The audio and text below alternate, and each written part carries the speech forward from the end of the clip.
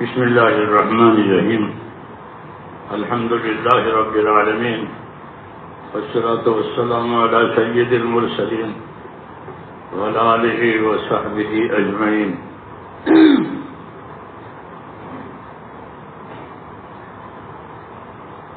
میرے پیارے بھائیو، اللہ تعالیٰ نے نبیوں کو دنیا میں بھیجا ہے تاکہ بندوں کی جو صلاحیت ہے اور بندوں میں جو استعداد ہے وہ حق پر لگے، کیونکہ آدمی کی صلاحیت کہیں نہ کہیں لگے گی، یہ بات پکی ہے. حدیث پاک میں ہے کہ ہر آدمی سوداگر ہے، یعنی تاجر ہے. ہر آدمی کل الناس یغدو فبائع نفسہ موبقھا وموثقھا،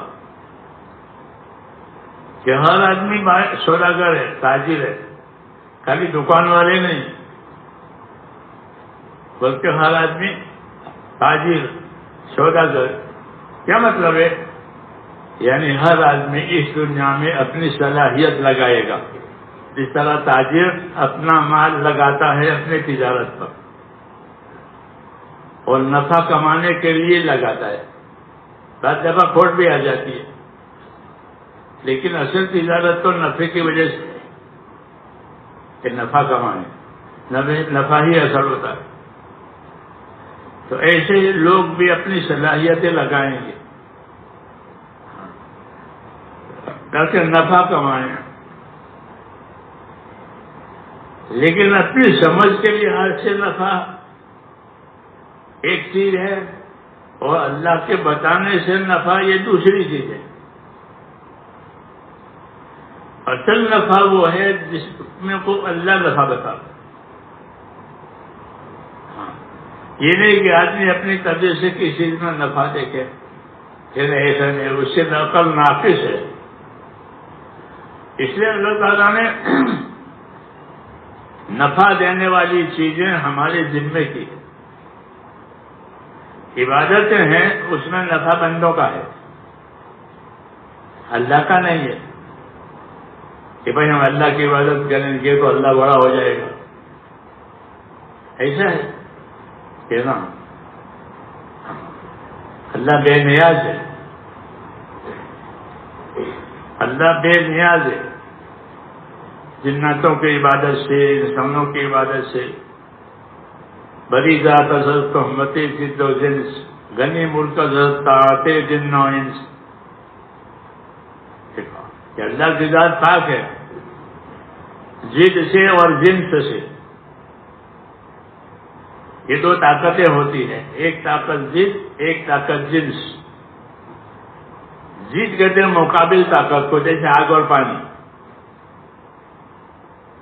اور جنس کہتے ہیں موافقہ طاقت کو، جیسے مرد اور عورت. یہ دو طاقتیں ہیں. تو اللہ کی ذات ان دونوں طاقتوں سے پاک ہے، اس کی اپنی طاقت ہے. اللہ کے مقابل کی کوئی طاقت نہیں ہے. جیسے آگ اور پانی مقابل کی طاقت ایک دوسرے کو فنا کرتے، آگ پانی کو فنا کرے، پانی آگ کو فنا کرے. تو ایسے کوئی طاقت نہیں ہے اللہ کی طاقت کے مقابلے میں. اللہ فرد ہے اپنی طاقت میں، اپنے فیصلے میں. ہاں، کہ فیصلہ بھی اللہ کا، مخلوق بھی اللہ کی، اس میں کسی کا کوئی دخل نہیں ہے. الا لہ الخلق والامر. یاد رکھو، مخلوق بھی اللہ کی، فیصلہ بھی اللہ کا. اس مخلوق کے لیے جو فیصلہ کریں گے وہی ہوگا. کیوں کہ کوئی مقابل طاقت ہے ہی نہیں. اللہ اپنی طاقت میں، اپنی قدرت میں فرد ہے. اس لیے کسی کی عبادت سے، کسی کی مخالفت سے اللہ پر کوئی اثر نہیں پڑے. ہاں، جو کریں گے اپنے لیے کریں گے. تو نفع پہنچانے کے لیے اور بندوں کو سرفراز کرنے کے لیے اس نے ذمہ داریاں ڈالی. جو یہ ذمہ داریاں پوری کرے گا وہ نفع کمائے گا، نہیں تو وہ نقصان میں ہوگا. اس لیے نفع کی یہ شکل سمجھانے کے لیے اس نے انبیاء کرام کو بھیجا ہے. تو انبیاء کرام نے جو راستہ لوگوں پر کھولا ہے وہ اطاعت کا راستہ کھولا ہے کہ اللہ کی اطاعت کرو، کہ اطاعت کے پیچھے انعامات ہے. فمن یطع اللہ والرسول فاولئک مع الذین انعم اللہ علیہم. کہ جو اللہ رسول کی اطاعت کریں گے تو وہ ان لوگوں کے ساتھ ہوں گے جن پر اللہ نے انعامات کیے. تو اللہ کے انعام اکرام حاصل کرنے کے لیے اللہ کی اطاعت ہے، یہ اصل چیز ہے. اس لیے اللہ نے بہت سی عبادتیں ہمارے ذمہ لازم کی ہے. عبادت مالی، عبادت جانی، تو وہ اللہ کے نفع کے لیے نہیں ہے بلکہ ہمارے نفع کے لیے. اس عبادت سے اللہ سے تعلق پیدا ہوگا، وہ وہی اصل تعلق ہے. باقی جتنے تعلق ہیں وہ کٹ جائیں گے. ایک اللہ کا تعلق کہ وہ باقی رہے گا. اب چاہے تعلق ناراض والا لو یا راضی والا لو، تعلق بہرحال ہے انسان کا. یا تو وہ ناراض کر کے اللہ سے ملے گا یا اللہ کو راضی کر کے ملے گا. ہاں دونوں میں سے ایک بات ہوگی. اس لیے انبیاء کرام کو بھیجا تھا کہ اللہ سے وہ تعلق پیدا کیا جائے جس سے اللہ تعالیٰ راضی ہو. کیونکہ اللہ کی رضا سے بڑھ کر کوئی بڑی چیز نہیں ہے. وَرِضْوَانٌ مِّنَ اللَّهِ اکبر. کہ اللہ کا راضی ہو جانا یہ سب سے بڑی بات ہے.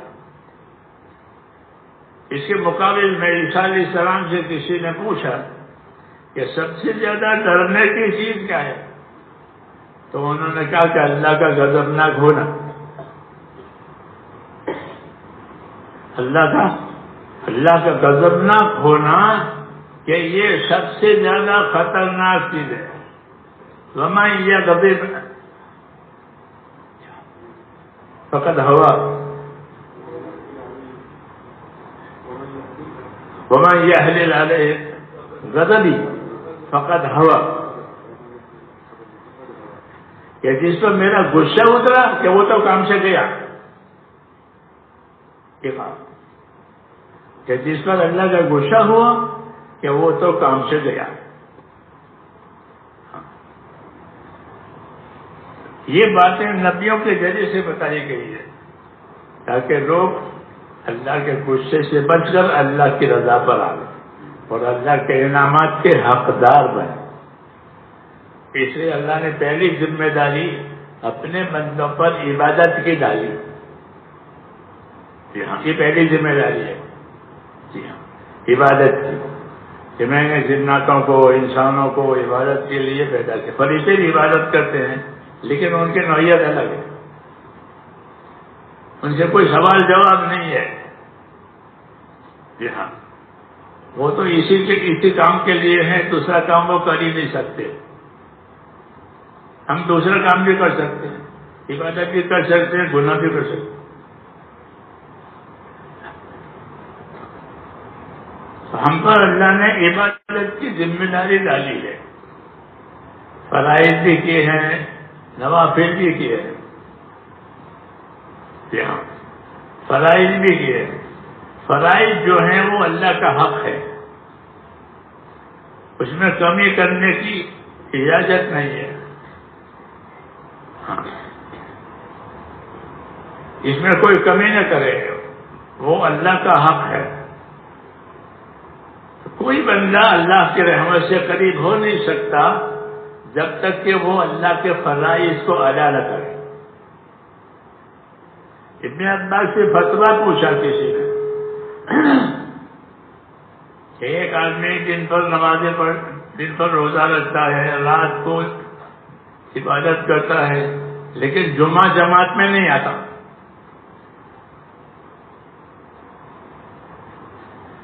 جمعہ جماعت میں وہ نہیں ہوتا.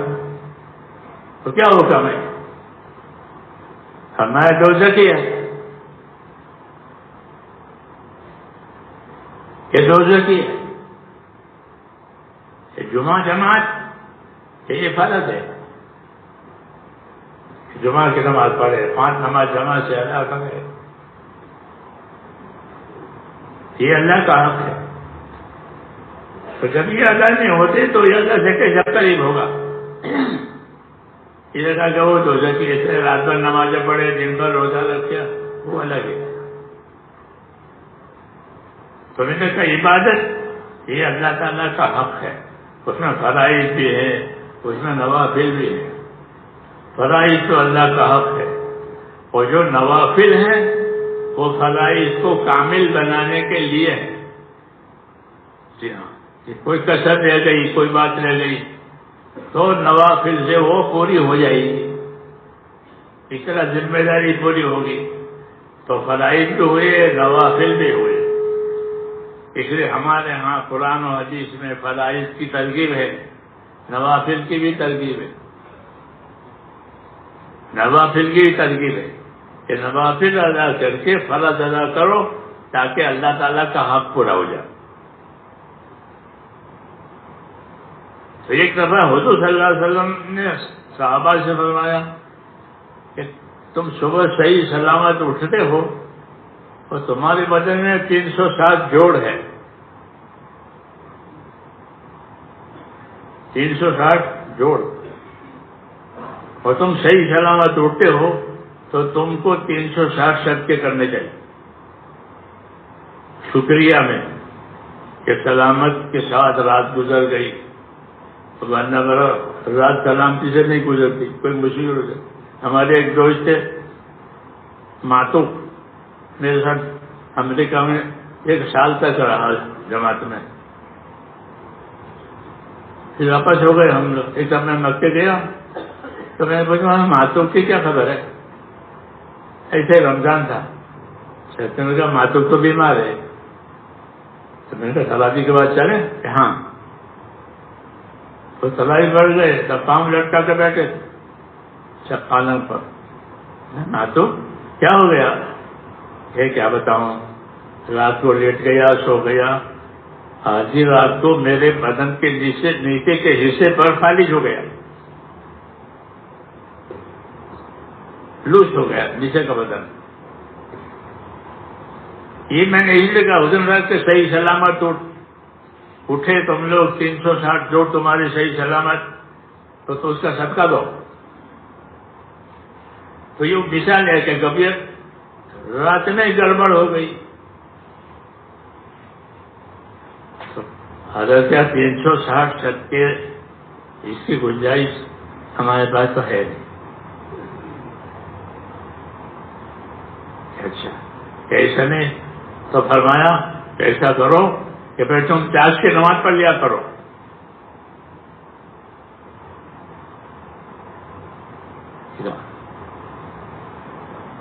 کہ چاش کی نماز ادا کرنا یہ بھی ایک سنت ہے حضور صلی اللہ علیہ وسلم کی، کہ چاش کی نماز پڑھو.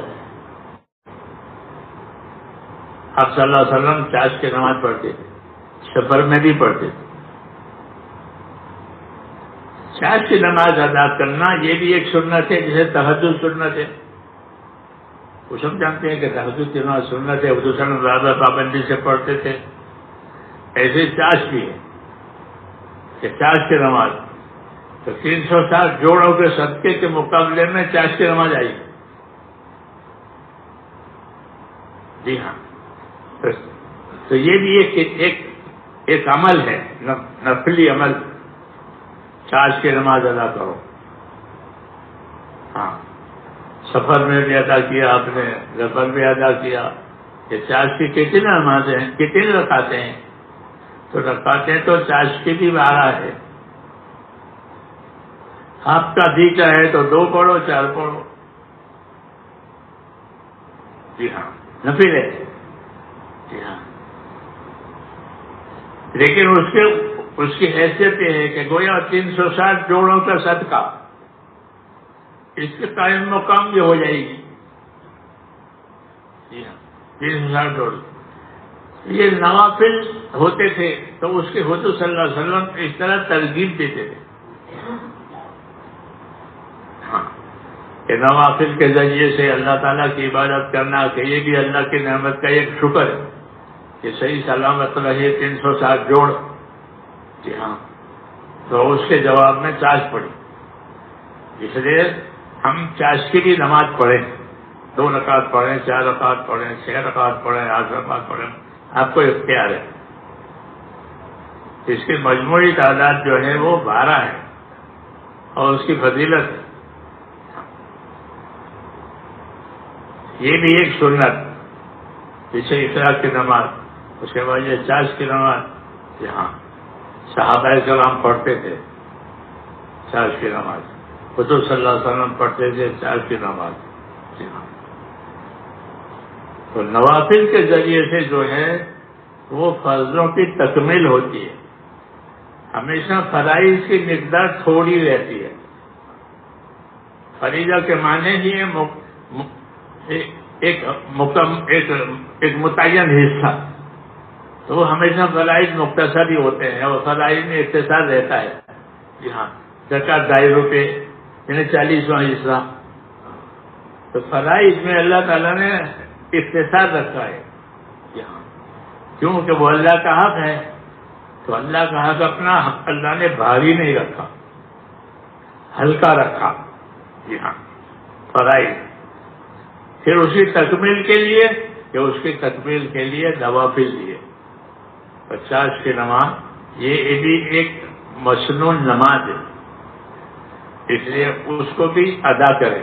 ہاں، یہ بات ضروری ہے کہ فرائض مقدم ہے، کہ کسی کے ذمہ فرائض ہوں تو وہ اپنے فرضوں کی پہلی فکر کریں. یہ ہاں، تاکہ کوئی فریضہ اللہ تعالیٰ کا باقی نہ رہے. ہاں، حافظوا علی الصلوات. شاہ عبد القادر صاحب بہت نے حافظوں کا ترجمہ کیا، نمازوں کے بارے میں خبردار رہو، یہ ترجمہ کیا. جسے چوکیدار خبردار رہتا ہے، کہتے ہیں ہاں کہ حافظوا علی الصلوات، نمازوں کے بارے میں خبردار رہو چوکیدار کی طرح سے، تاکہ اس کی حفاظت کرنے میں، اس کے ادا کرنے میں کمی نہ آئے. حافظوا علی الصلوات والصلاۃ الوسطیٰ وقوموا للہ قانتین. اللہ کے سامنے عبادت گزار بن کر کھڑے رہو. یہ دعوت ہے، یہ تعلیم ہے. تو عبادت اور عبادت کی حفاظت، کہ فرائض بھی ادا ہو جائیں، نوافل بھی ادا ہو جائیں، تاکہ فرائض کی کمی پوری ہو جائے اور نوافل کا نفع ملے. کہ اللہ تعالیٰ سے بندہ اپنی نفلوں کے ذریعے سے قریب ہوتا ہے، اس کی رحمتوں سے، اس کی برکتوں سے قریب ہوتا ہے. پڑھا ہوا فرائض کہ بندہ نوافل کے ذریعے سے اللہ سے قریب ہو جاتا ہے، اللہ سے تعلق پیدا ہوتا ہے. کہ اللہ کہتا ہے میں اس کے ہاتھ بن جاتا ہوں، میں اس کے کان بن جاتا ہوں. میں مطلب یہ ہے کہ پھر اس کی ساری ہستی جو ہے وہ اللہ کے تابع ہو جاتی ہے. تو اس کے ہاتھ وہ کام کریں گے جو اللہ پسند کرے گا، اور اس کے پیر وہ کام کریں گے جو اللہ پسند کرے گا. یہ مطلب ہے اس کے ہاتھ نہ ہونے کا، کہ جب نوافل کے ذریعے سے بندہ میری طرف بڑھے گا اور نوافل کا اہتمام کرے گا تو پھر میں اس کے ہاتھ بن جاتا ہوں جسے وہ پکڑے، اس کے پاؤں بن جاؤ. کیا مطلب کہ اس کی یہ ساری ہستی، ہاتھ پاؤں، یہ تاثیر ہے اللہ تعالیٰ کے قرب کی. ہاں، پابندی شرط ہے. پابندی ہمارے مرکز نظام الدین میں ایک مولوی نور محمد رہتے تھے، بڑے میاں میوات کے. وہ سنا رہے تھے کہ میں جماعت میں گیا تو ایک ساتھی کو میں نے صلاۃ التسبیح سکھائی. اس کو معلوم نہیں تھی، وہ سیکھ گیا، آدھا گھنٹہ سیکھنے میں لگا، لیکن وہ سیکھ گیا۔ ایک مدت کے بعد پھر ملا، تو میں نے تو نہیں پہچانا، اس نے پہچانا، اور پہچان کے یاد دلایا کہ میں وہ ہوں کہ میں صلاۃ التسبیح آپ نے مجھ کو سکھائی تھی۔ ہاں، یہ آپ نے جب سے سکھائی ہے میں ہر روز 2 مرتبہ پڑھتا ہوں۔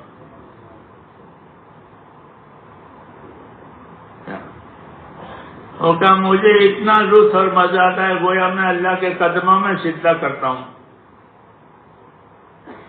ایسا لگتا ہے۔ ہاں، اور جب سے آپ نے سکھائی ہے تب سے روز 2 دفعہ۔ اس کو قرب نوافل کہتے ہیں کہ بندہ نفلوں کے ذریعے سے اللہ کی رحمت سے قریب ہوتا ہے اور اس کو اللہ سے ایک تعلق پیدا ہو جاتا ہے، اور یہی اصل مقصود ہے عبادت سے، کہ عبادت کے ذریعے سے اللہ سے تعلق پیدا ہو جاتا ہے، محبت کا، اطاعت کا، ہاں اللہ سے محبت ہو جائے اور اللہ کی اطاعت ہو جائے، زبردستی کی بات نہیں بلکہ محبت سے اطاعت کرے، جیسے اپنے بیوی بچوں کے بعد آدمی محبت سے مانتا ہے، ان کو بیوی بچوں محبت ہے، اپنے کاروبار سے محبت ہے تو اس کو اپنے جان مال لگاتا ہے، ایسے کہ اللہ سے محبت، تو اللہ سے محبت اللہ کے حساب سے ہوتی ہے، ہر ایک کی محبت الگ الگ، تو بندہ جب اپنی عبادت میں آگے بڑھے گا تو اللہ تعالیٰ اس کو اپنا یہ تعلق دیتے ہیں، محبت دیتے ہیں۔ باقی اس محبت میں سنت کا اتباع شرط ہے۔ ہاں، اللہ سے محبت کرنے والوں کے ذمہ یہ ہے کہ وہ نبی کی سنتوں کا اتباع کریں، یہ حکم ہے۔ قل ان کنتم تحبون اللہ فاتبعونی یحببکم اللہ، کہ تم اگر اللہ سے محبت کرتے ہو تو ٹھیک ہے، لیکن تمہاری محبت کرنے کے لیے یہ شرط ہے کہ تم نبی کے اتباع کے ساتھ محبت کرو۔ پھر محبت میں نبی کا اتباع ہو پھر تو نور اللہ نور ہے، اللہ سے محبت بھی ہے، نبی کا اتباع بھی ہے، اور یہی اصل چیز ہے کہ اللہ کی عبادت اللہ کی محبت سے، کیوں کہ اللہ کے انعامات اکرامات ہمارے ساتھ بہت ہیں، تو ہر محسن کی محبت ہوتی ہے، آپ جس کے ساتھ احسان کرو گے تو وہ آپ سے محبت کرے گا، جانور بھی محبت کرے گا،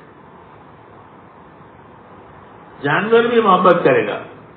ہاں، کیا آپ جانور کے ساتھ کچھ کھلاؤ تو کتا بھی گھر کے باہر بیٹھا رہے گا، کوا بھی آئے گا، جی ہاں، یہ کوا گوگل 1-2 دن آتے تو وہ برابر وقت پر آئے گا، کتا کوا ان دونوں کی خسرت ہے، جی ہاں، احسان کی وجہ سے، احسان کیا ہے کہ احسان میں بڑی طاقت ہے، تو وہ وحشی کو بھی پابند کر دے، جی ہاں، کہ ویسی ویسے نہیں رہتا پھر مانوس ہو جاتا ہے۔ ہاں، اس لیے ہمارے دین میں احسان کرنے کا بھی حکم دیا ہے کہ احسان کرو لوگوں کے ساتھ، جی ہاں، لوگوں کے ساتھ احسان کرو، احسان سے محبتیں پیدا ہوگی، جی ہاں، اللہ بھی انصاف اور احسان کا حکم دیتے ہیں، اللہ حکم دیتے ہیں کس کا؟ انصاف کرنے کا، انصاف کرو، ان اللہ یامر بالعدل والاحسان، اللہ حکم دیتے ہیں انصاف کرنے کا، انصاف کرو گے تو ان کے حقوق کی حفاظت ہوگی، احسان کرو گے تو محبت ہوگی۔ اس لیے ہمارے دین میں معاشرت یعنی آپس کے رہن سہن کی بنیاد احسان ہے، معاشرت کہتے ہیں اس کو، کہ آپس کا رہن سہن کہ ہمارے آپس کا رہن سہن کیسا ہوگا کہ احسان کی بنیاد پر ہوگا. جی ہاں. وَاعْبُدُوا اللَّهَ وَلَا تُشْرِكُوا بِهِ شَيْئًا وَبِالْوَالِدَيْنِ إِحْسَانًا. یہاں سے شروع ہوا. ایک اللہ کی عبادت کرو اور ماں باپ کے ساتھ احسان کرو. پھر آگے کے تعلقات. جی ہاں کہ ماں باپ ہیں، پھر رشتے دار ہیں، بھائی ہیں، پھر پڑوسی ہیں، مسلم پڑوسی ہیں، غیر مسلم پڑوسی ہیں، کہ جتنے تعلقات ہیں ان میں احسان پیدا کرو اور احسان کرو. تو دین میں معاشرت یعنی رہن سہن کی بنیاد احسان پر ہے کہ اپنے رہن سہن کو احسان بناؤ. پہلے تو انصاف بناؤ کہ انصاف سے رہو تاکہ کسی کے کوئی حق نہ بڑھے، اور انصاف کے اوپر احسان ہے، انصاف سے آگے. یہ ہماری تعلیم ہے شریعت کی اور دین کی کہ لوگوں کے ساتھ انصاف کرو، جو ان کا حق ہے وہ ادا کرو. تولتے ہو تو برابر تولو. تو برابر تولنا فرض ہے اور جھکتا دینا احسان ہے. جھکتا دینا احسان. حضور نے دونوں کی تعلیم دی ہے کہ انصاف بھی کرو احسان بھی کرو. زن و ارج، تول کے دے اور جھکتا دے. تو تول کے دینا فرض ہے. کیوں؟ پیسے لیے ہیں، اس کا بدل لیا ہے. اور جھکتا دینا، کہ جھکتا دینا احسان ہے. تو اسلام میں رہن سہن کی بنیاد احسان پر ہے. معاشرت کہ اسلام میں رہن سہن کی بنیاد احسان پر ہے کہ ایسے رہو ایک دوسرے کے ساتھ احسان کرتے ہوئے. اور لین دین کی بنیاد امانت داری پر ہے کہ لین دین کرو تو کیسے کرو؟ کہ امانت داری سے کرو. تو لین دین میں امانت داری اور رہن سہن میں احسان. تیسرا عبادت. اور عبادت ہے تو کہ عبادت میں اخلاص. یہ بنیادیں ہیں کہ عبادت ہے تو عبادت میں اخلاص. رہن سہن اور معاشرت ہے تو اس میں احسان. اور لین دین ہے تو اس میں امانت داری. یہ تینوں چیزیں انسانوں کے ساتھ ہے. عبادت بھی یہی کریں گے، رہن سہن بھی یہ پس رکھیں گے، لین دین بھی یہی کریں گے. کوئی فریضے تھوڑے رہیں گے اسلام کے لیے. تو ان کاموں میں ہمیں یہ بنیادیں بتائیے. ہاں کہ اللہ کی عبادت کیسے کرو گے؟ اخلاص. وما امروا الا ليعبدوا الله مخلصين له الدين. کہ ان کو حکم یہی دیا گیا ہے کہ یہ اللہ پاک کی عبادت کریں اپنی نیتوں میں اخلاص پیدا کر کے. تو معاملہ اللہ سے اور عبادت سے ہو تو پھر اخلاص درکار ہے. اخلاص سے کرو اور کوئی غرض نہیں. اللہ کو راضی کرنا ہے تاکہ اللہ راضی ہو کر آخرت بنا لے.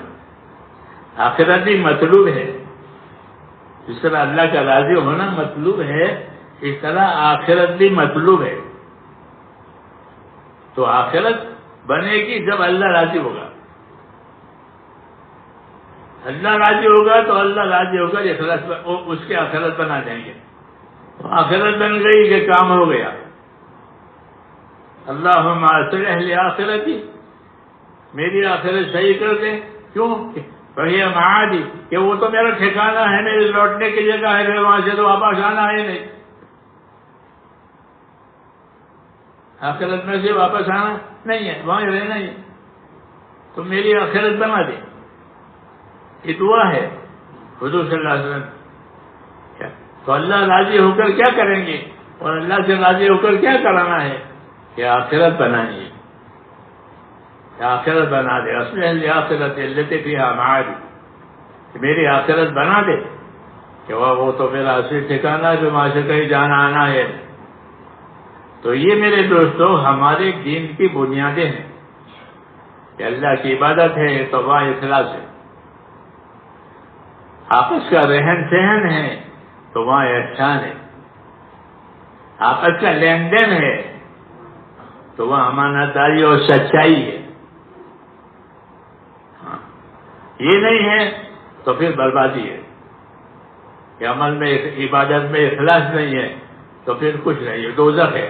حدیثوں میں ہے کہ اللہ تعالیٰ قیامت کے دن یہ فرمائیں گے کہ اللہ کے سامنے پوری دنیا لائی جائے گی، اور پتہ نہیں کیسے لائی جائے گی تو اللہ جانتے ہیں. ترغیب کی روایت ہے کہ یجاء بالدنیا یوم القیامہ، کہ قیامت کے دن دنیا کو لائے گا اللہ کے سامنے، یہ دنیا. تو فرمائیں گے اس میں جو میرے لیے ہے وہ رکھ لو اور باقی دوزخ میں ڈال دو. یہ حکم ہوگا، جو میرے لیے ہو وہ رکھ لو اور باقی یہ باقی دوزخ میں ڈال دو.